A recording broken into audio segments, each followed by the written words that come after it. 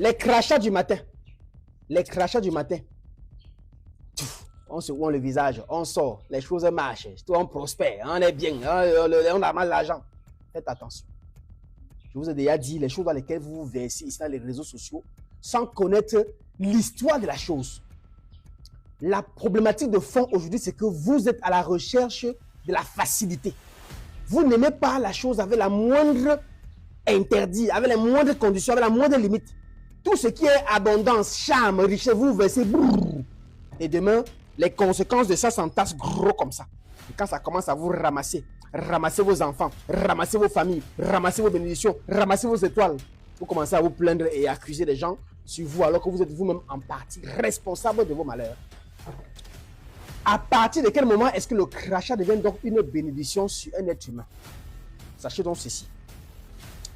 Lorsqu'on était confronté au problème de tribunal, d'entretien d'embauche, d'examen, de voyage, de conflit ou de règlement de compte avec quelqu'un, c'est-à-dire un face-à-face où on devait discuter, et qu'on avait raison, j'insiste, et qu'on avait raison, avant de sortir de chez soi, il était donc nécessaire pour nous de faire la purification du crachat. Comprenez bien. Les choses sont bien expliquées. Il y a des mots clés dans ma phrase. La raison et les choses que j'ai citées. Les choses précises pendant lesquelles il faut le faire. C'est-à-dire, matin, tu te lèves pour aller faire un entretien d'embauche. Et que tu sais que ce travail-là, tu n'as pas compliqué pour l'avoir. C'est ça, c'est d'où vient la raison ici. Le matin, quand tu te lèves pour aller faire donc, certaines de ces choses que je viens de citer, tu fais donc ce qu'on appelle la purification du crachat. Et cette purification du crachat n'est pas le gros crachat. Ce n'est pas le gros crachat qu'on fait toc sur la main. Que vous faites des choses même qui... Vous ne voyez même pas l'intensité même de la bêtise que vous faites. Ça s'appelle le souffle du crachat. Donc c'est comme ça. C'est un souffle avec du crachat comme ça. Sur la main. Et qu'est-ce qu'on fait? On frotte et on ouvre le visage. On part maintenant au tribunal. On part maintenant au conflit. On part à la discussion. On part à l'entretien d'embauche. On part au voyage. On part au travail. On part. Voilà les contextes dans lesquels sont ou étaient utilisés la bénédiction du souffle du crachat. Il dit bien souffle, c'est pas que tu vas faire ou tu fais gros dans ta main, c'est superflu. Ça doit être le crachat avec des souffles. Pourquoi? Parce que ce souffle-là, c'est ta raison. Ce souffle-là, c'est le divin en toi qui te donne le pouvoir d'aller gagner sur ce dont tu as raison. C'est pour ça qu'on faisait donc et on se roulait au visage.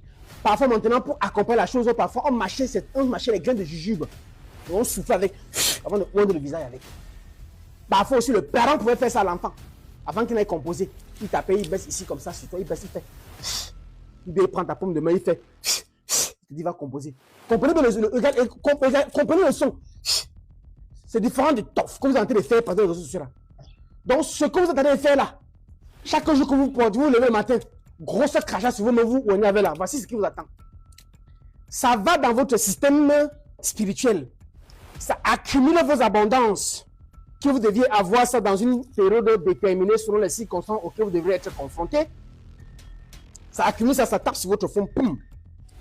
Vous sortez et vous les obtenez. Mais sachez que dans un nombre de temps, vous allez vivre une multitude de malédictions. Vous allez même vous lever le matin, mettre même le seau de crachat où vous n'aurez plus rien. Parce que chaque chose doit se faire à son temps. Et le temps est un excellent juge. Et le temps est le créateur. Je dis ça, je ne dis plus rien. Arrêtez de tomber dans des choses sans écouter des enseignements de cette chose-là. À chaque fois qu'il y a un rituel, une astuce, d'abondance de chambre de quelque chose, demandez toujours les interdits, demandez les limites et demandez l'histoire de ce rituel ou alors de cette astuce. Parce que chaque chose qui existe aujourd'hui, chaque chose qu'on fait a une histoire. Et je viens donc de vous conter quelle est l'histoire du souffle de crachat, quel est le moment qu'il faut le faire, comment il faut le faire, qui doit le faire, et comment est-ce qu'on doit y achever. Je pense que la connaissance était donnée. Maintenant, continuez à faire ce que vous voulez. Je ne suis plus responsable. Mon message a été passé. Le Minendia, allume ton cerveau. À très bientôt. Merci.